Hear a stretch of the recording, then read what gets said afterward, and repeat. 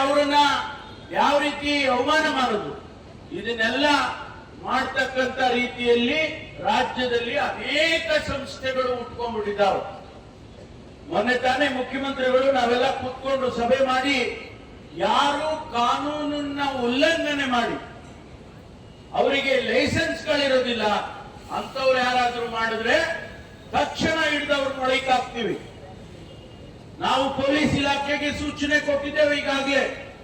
ಯಾರಾದ್ರೂ ಕೂಡ ಅನಧಿಕೃತವಾಗಿ ಈ ರೀತಿ ಮೈಕ್ರೋ ಫೈನಾನ್ಸ್ ಮಾಡಿ ಜನಗಳಿಗೆ ಮೋಸ ಮಾಡಿದ್ರೆ ಅವ್ರನ್ನ ಹಿಡಿದು ಒಳಗಾಕ್ಬೇಕು, ಕೇಸ್ ಮಾಡಬೇಕು ಅಂತೇಳಿ ಈಗಾಗಲೇ ಸೂಚನೆ ಕೊಟ್ಟಿದ್ದೇವೆ. ಮತ್ತು ಅದಕ್ಕೆ ಬೇಕಾದಂತ ಕಾನೂನುಗಳನ್ನು ಕೂಡ ಇವತ್ತು ನಾವು ಮಾಡ್ತೇವೆ. ಹೊಸದಾಗಿ ಏನಾರ ಕಾನೂನು ಅಗತ್ಯ ಇದ್ರೆ ಆ ಕಾನೂನನ್ನು ಕೂಡ ಮಾಡ್ತೇವೆ ಅಂತೇಳಿ ಮಾನ್ಯ ಮುಖ್ಯಮಂತ್ರಿಗಳು ತಿಳಿಸಿದ್ದಾರೆ.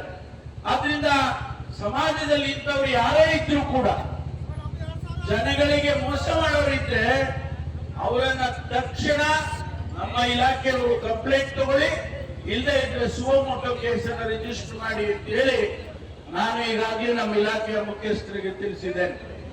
ಸ್ನೇಹಿತರೆ,